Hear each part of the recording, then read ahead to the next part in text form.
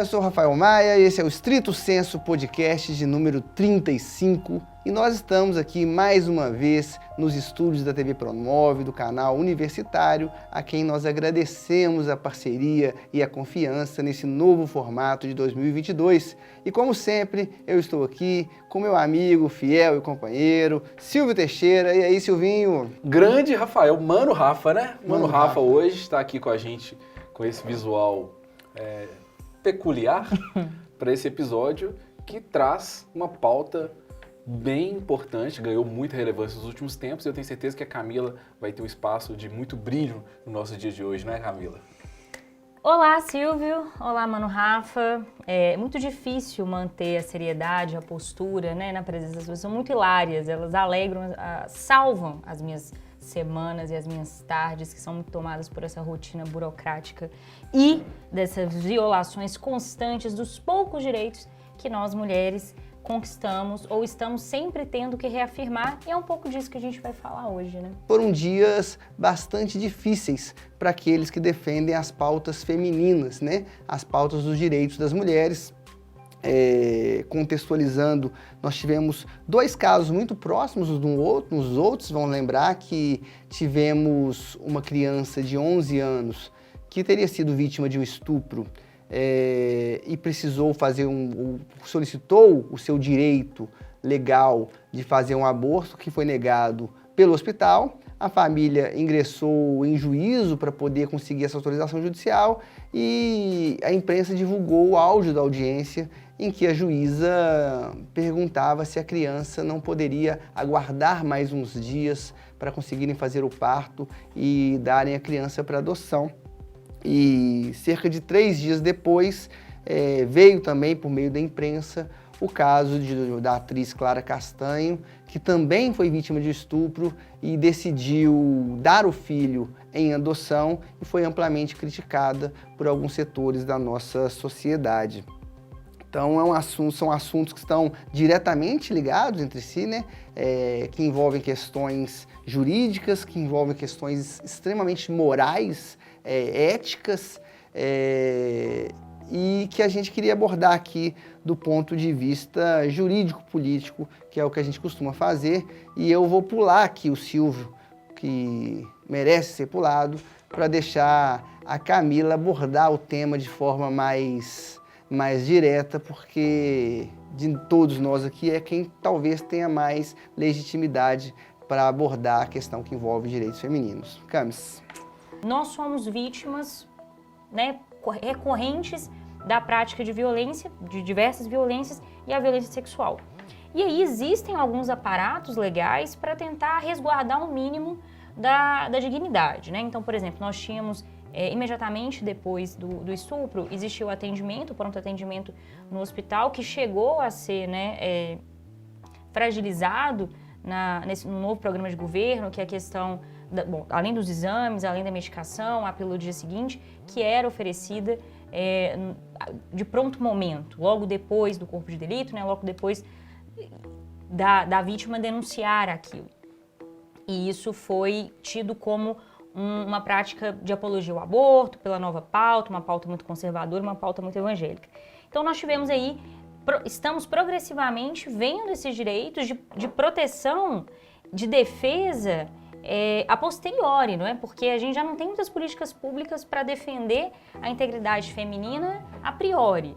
E aí as poucas que existem a posteriori, que são essas possibilidades de você fazer a interrupção, né, de uma eventual gravidez fruto do estupro, também vulnerabilizadas.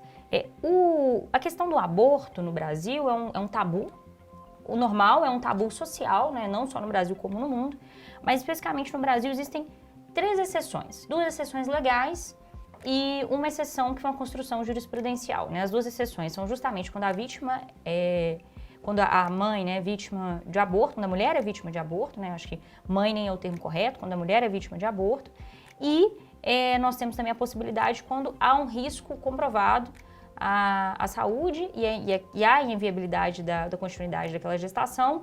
E, posteriormente, há alguns anos, o STF reconheceu a possibilidade da interrupção da gravidez também quando comprovado a anencefalia, né, a impossibilidade da vida extrauterina.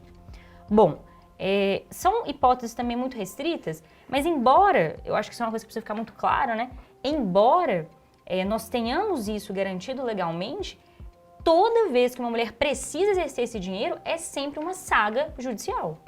Não é simplesmente chegar, tá na lei, vou fazer, não. Quando existe um risco à sobrevivência dessa mulher diante da gravidez, ela tem que ingressar com uma ação judicial. Quando ela é vítima de um estupro, aparentemente ela tem que, além de enfrentar todas as instâncias de delegacias, instâncias policiais, muitas vezes ela tem que recorrer ao judiciário. Quando há uma inviabilidade da vida extrauterina, novamente. Então, muitas vezes essa mulher ela é exposta à gestação por um longo período. Então, assim, embora nós tenhamos esse direito, né, escrito na lei, o exercício dele ainda é muito limitado, muito limitado. E aí nós tivemos esses casos agora recentes que comprovaram isso, né?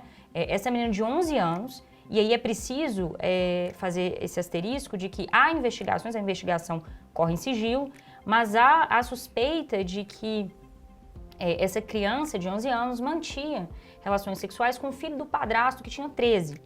Mas, pela legislação, qualquer criança, né, e aí independentemente do gênero, que seja, né, objeto de relação sexual abaixo de 14 anos, é estupro presumido, é estupro vulnerável. Como no caso, supostamente outra pessoa pode ter 13, é ato infracional, porque ele não é mais criança, ele já está no adolescente pelo ECA. Enfim, mas independentemente disso, estupro de vulnerável, garantia da interrupção de gravidez. E aí, novamente, ela teve que enfrentar toda uma saga, aí primeiro administrativa, diante do hospital, muito constrangimento, muita humilhação, e aí seguiu para a saga judicial, novamente sendo questionada por que ela não mantém a gestação até uma possibilidade de que seja feito o parto, e aí essa criança fosse entregue a uma doação voluntária. Como se a criança que já passou por relações sexuais de uma forma precoce, possivelmente violenta, uma gravidez absolutamente indesejada e assim, inviável, né? É uma criança de 11 anos que pediu para fazer isso, ela ainda tem que se justificar por que ela não faria esse ato. Então, assim, é o que a gente vê recorrentemente nesses casos. Não há uma preocupação com a mulher em qualquer idade e com a integridade física, moral, mental. Há uma preocupação de resguardar um tabu social que ele não é enfrentado. Então, essas são minhas colocações introdutórias. Temos o direito, o exercício dele é sempre uma saga e ele vai ser sempre questionado. Camila, sua última intervenção me chama a atenção quando a gente busca entender a raiz desse problema e da forma como ele é colocado na sociedade brasileira. E aí, nesse aspecto, eu vou divergir um pouco de você, porque eu acho que não é só uma questão de buscar ditar regras para o comportamento feminino. Na verdade, o que a gente tem é um falso discurso moralista de preocupação com o feto, que não é a prioridade, e isso está muito claro, a irrelevância da situação do feto nesse segundo caso, da Clara Castanho. No primeiro momento, a justificativa apresentada é: vamos defender a vida, somos pró-vida e, portanto, não toleramos uma interrupção da gravidez por questões religiosas, morais, éticas, seja lá quais forem as justificativas. Então, colocava-se um holofote sobre a figura do feto, eu não vou chamar de bebê nem de criança, porque de fato não é ainda, mas esse feto que serve em um primeiro momento de justificativa para apontar novamente para a mulher um alvo, deixa de ser relevante quando se prioriza esse desenvolvimento intrauterino até o término da gestação, para que então uma vida nasça, para que então ela possa ter essa oportunidade de, através de uma doação, ser um bebê de fato com uma vida a ser vivida. E de repente isso também já não é mais suficiente para atender os anseios desta turba de moralistas que parece tomar conta desse país de uma forma descontrolada. E o que me parece, o que fica para mim evidenciado nisso tudo, é que não é o feto que importa, mas o controle da sexualidade da mulher. Isso tudo gira em torno desse mesmo aspecto, controle da sexualidade da mulher. Tanto no primeiro caso quanto no segundo, o que importa é saber O que a mulher pode fazer? O que a gente vai aceitar que a mulher possa fazer? Qual é a nossa margem de tolerância à mulher dentro desse aspecto moral que estamos construindo? E me parece ser um caminho cada dia mais perigoso diante desse recrudescimento da sociedade que está ficando perigosamente conservadora. O Brasil tem uma guinada conservadora nos últimos anos que parece que ainda tem um tempo ainda para ser desconstruído. Eu espero que isso aconteça o mais breve possível, mas parece estar, de fato, enraizado em uma parcela significativa da população e muita gente legitima esse tipo de violência contra a sexualidade feminina. A mulher passa, então, a ter que prestar conta da sua intimidade de uma forma estarrecedora, e a gente está falando de crianças ou de uma jovem mulher, como o caso da Clara Castanho, que passa a ter a sua vida íntima exposta. Então sofre nova violência, uma violência reiterada. A primeira violência, ela é suplantada por uma sucessão de novas violências que partem de toda a sociedade, mas partem também instrumentalizada pela imprensa, por políticos. A gente teve manifestação de políticos corroborando esses ataques a essas mulheres. Então, de tudo isso, o que me parece ser o foco dessa história é mais uma tentativa de exercer controle sobre a sexualidade da mulher. Na verdade, penso eu que não só sobre a sexualidade, sobre como o comportamento como um todo, né? No nosso último episódio, a gente viu a Mari, né?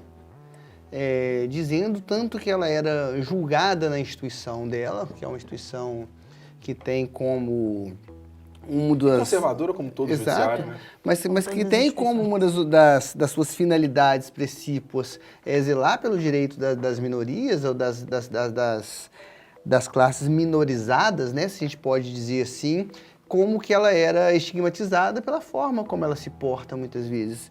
Então, acaba que nós estamos no ano de 2022 e a gente vê boa parte da população brasileira se incomodando ainda com a liberdade da mulher de se posicionar, de se vestir como ela bem entender, de trabalhar onde ela bem entender e principalmente questões que envolvem a sua liberdade sexual. E aí só trazendo, porque a sequência de fatos tem sido muito, muito ruins nesse sentido.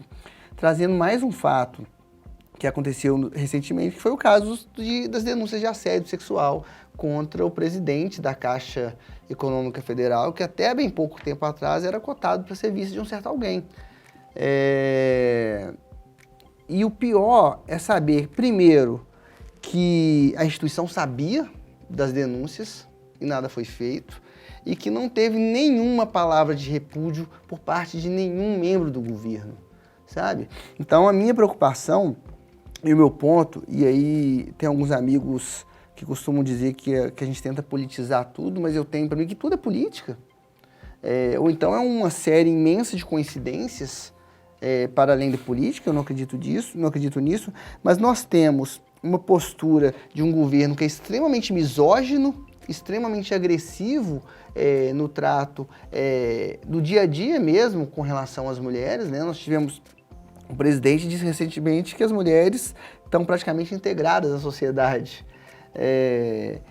E isso acaba ecoando. Não tem como, na minha opinião, a gente desvincular todos esses acontecimentos com a postura e o posicionamento de quem ocupa a cadeira de presidente da República no país hoje. Então, é sobre isso o ano de 2022 também, sabe? Como que a gente deve tratar sobre esses assuntos de uma perspectiva, e eu não vou usar a palavra progressista, mas de uma perspectiva propositiva.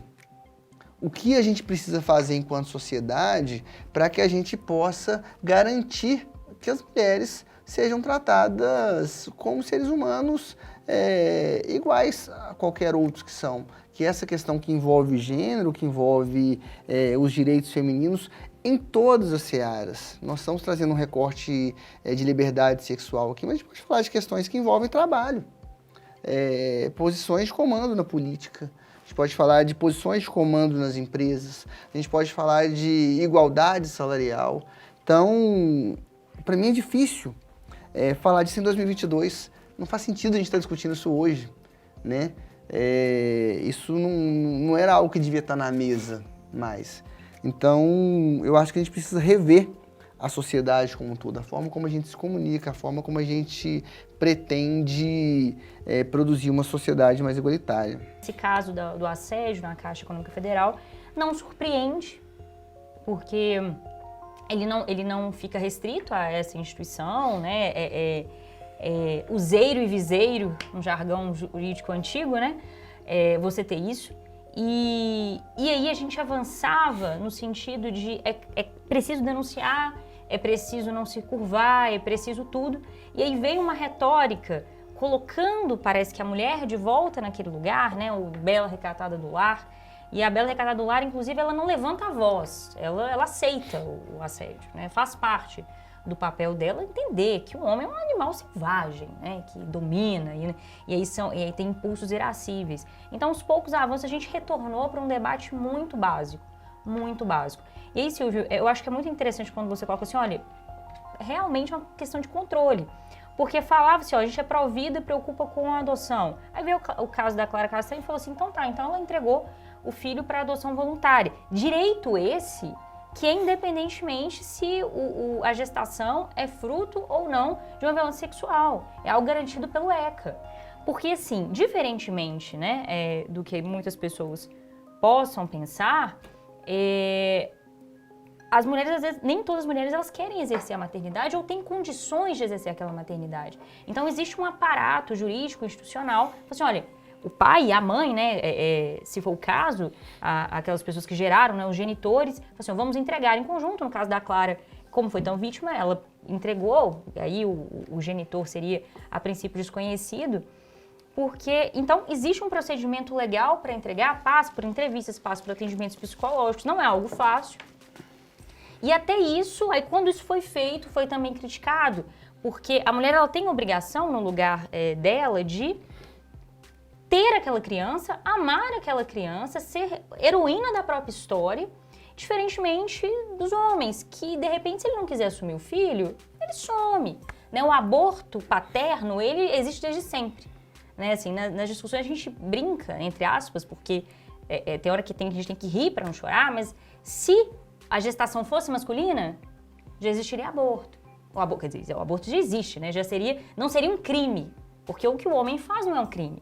Crime é o que a mulher faz. A gente está falando eu não tenho números agora, mas a gente está falando de uma situação que vitima inúmeras mulheres e mulheres pobres, mulheres periféricas, que vão abortar, independente da lei autorizar ou não. Então essa questão da discussão da legalidade do aborto, que o Brasil precisa uma hora enfrentar, como o Chile enfrentou de forma muito corajosa recentemente, a Argentina. Essa discussão, ela precisa ser analisada a despeito de valores morais e religiosos que têm permeado muito essa discussão. É importante entender como isso impacta, inclusive, nas contas públicas. Para a gente usar um argumento bem economicista aqui. O impacto do sistema público de saúde para suportar a demanda fruto de pessoas que submetem esses abortos ilegais, irregulares em clínicas muito próximas a açougues, que vão gerar depois aí uma outra intercorrência médica que vai gerar uma movimentação do SUS. Esse volume de dinheiro gastos nisso, isso tem que ser quantificado também. Isso também é um problema. E um problema maior, que a gente coloca essas mulheres que não têm condições de usar essas clínicas clandestinas de alto padrão numa condição de risco, porque quem quer abortar vai abortar sendo legal ou não. E essa talvez seja a questão que vale a pena a gente frisar. Falar em legalização do aborto, e aí a gente está até desviando um pouco a conversa, mas falar em legalizar aborto não significa dizer que as pessoas irão abortar porque agora é permitido. E essa discussão vale para inúmeras outras legalizações que se cogita. Ninguém faz algo só porque é legal. Ora, é legal fazer um monte de coisa que eu não vou fazer. Inclusive aborto. Eu provavelmente acho que nunca não consigo vislumbrar uma possibilidade de fazer um aborto. Não tem como também, né? Tecnicamente não. Mas de toda forma, como pai, eu não me vejo apoiando o aborto. Minha filha, inclusive, está aqui hoje. Beijo para Manuela, não mandei o salve para ela no início. Mas a questão a pessoa não faz porque a lei, deixa de fazer porque a lei proíbe. Ela deixa de fazer porque ela tem algum motivo que a impede disso. Agora, se ela estiver disposta a fazer, não vai ter lei que vai a impedir. O que a gente está fazendo é colocando essas pessoas na marginalidade, sujeitando-se a uma condição inapropriada. E mantendo ela nesses ciclos de julgamentos, né? Porque a gente julga primeiro a mulher quando ela é estuprada. Ela já é julgada nesse momento. Ela é julgada por ser estuprada, aí depois ela é julgada por ter engravidado. Sim. Ela é julgada quando ela decide abortar e ela é julgada quando ela decide doar a criança. Então, um ciclo de julgamentos que vai sendo perpetrado em inúmeros momentos, com a mulher sendo sempre o foco, sendo sempre aquela que vai suportar essa carga social que a gente está colocando novamente nas costas dela. Tem um outro aspecto também dessa discussão que talvez seja o que mais me incomoda, que é o aspecto religioso.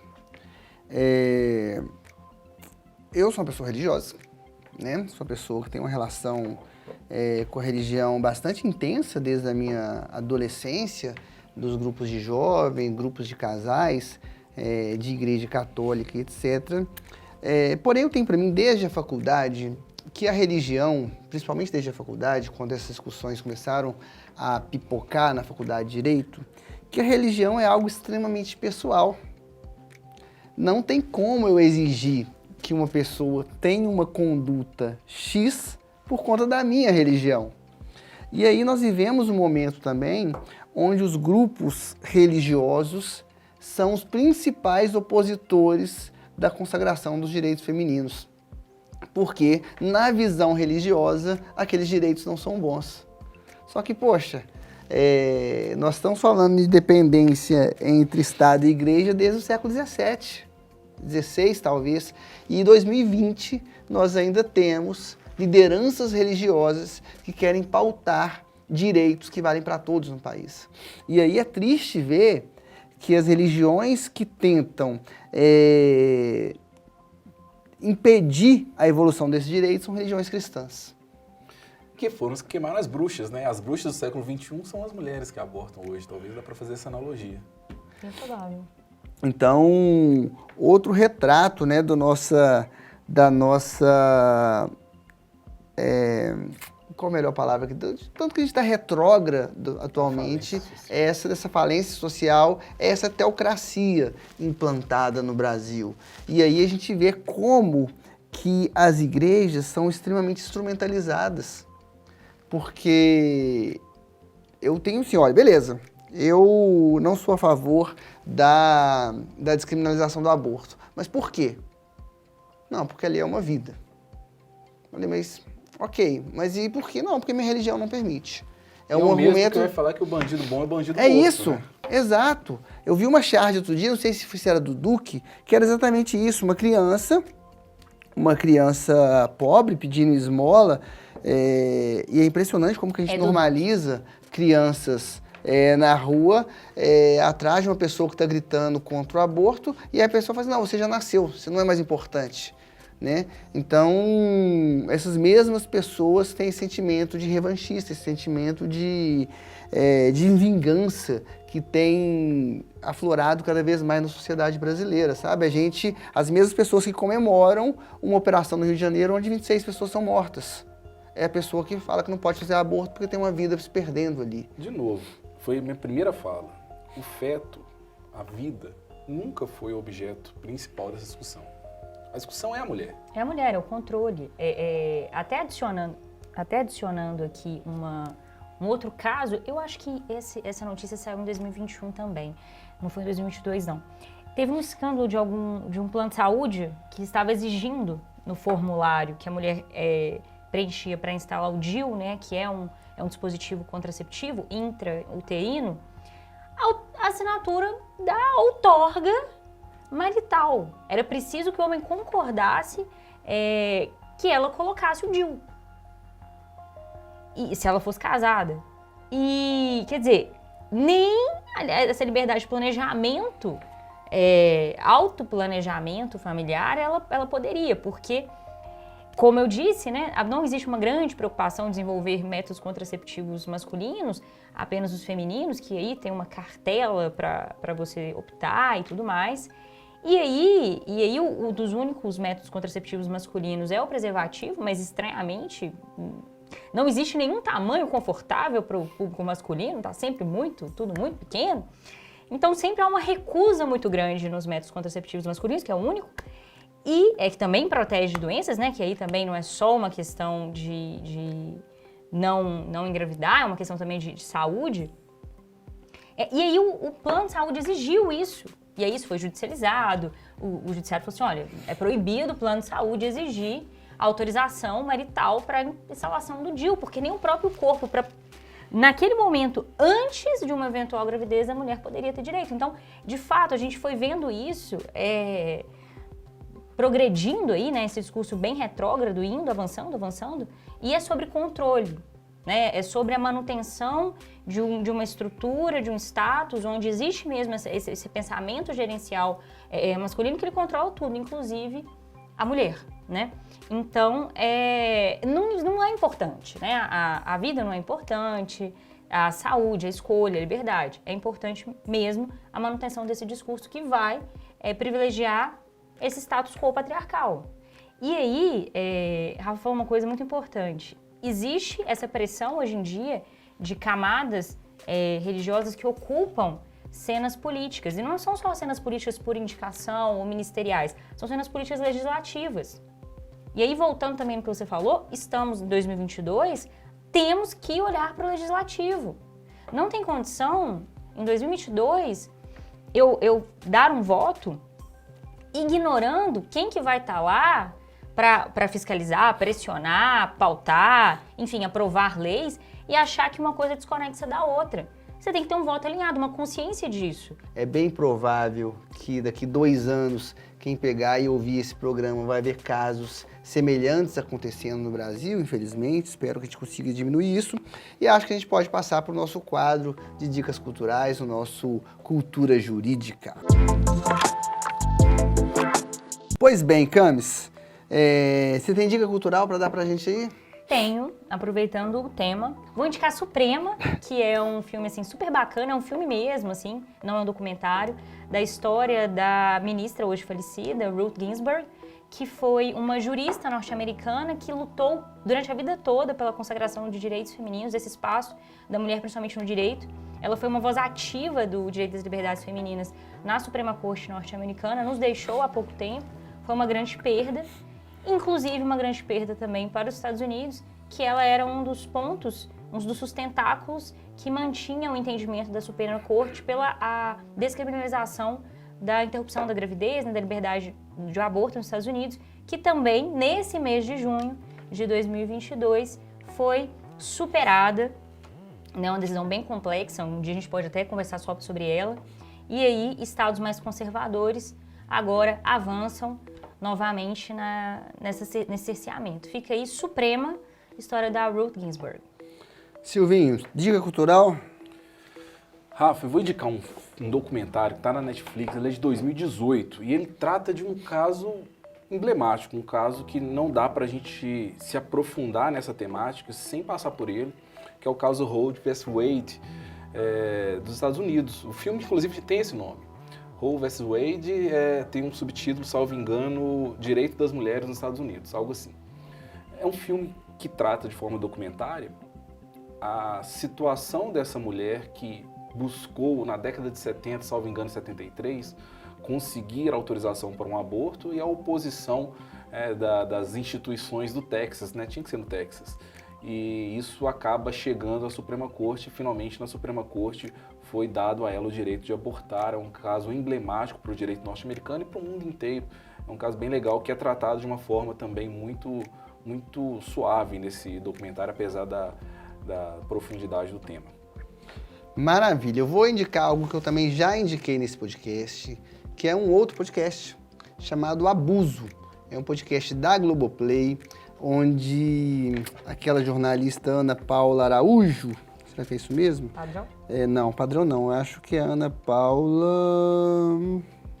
Ai, meu Deus do céu. Ana Paula de Araújo, exatamente, que era do Bom Dia Brasil, onde ela relata que ela foi vítima de um abuso sexual e relata alguns casos de outras mulheres que foram vítimas também. Eu acho importante para os homens escutarem, porque é algo que não faz parte muito do nosso dia a dia, né? como que as mulheres são expostas a essa situação constantemente e, infelizmente, boa parte desses abusos normalizados. Vamos agradecer aos nossos parceiros, agradecer a Ana Jardim, ao Luca, ao Lucas, que estão aí nos dando apoio nessas gravações, à TV Promove, ao canal universitário e a todos vocês que nos assistem, que nos escutam e dão uma força para a gente seguir nessa caminhada. Um abraço e até a próxima. Tchau, tchau. Tchau, tchau.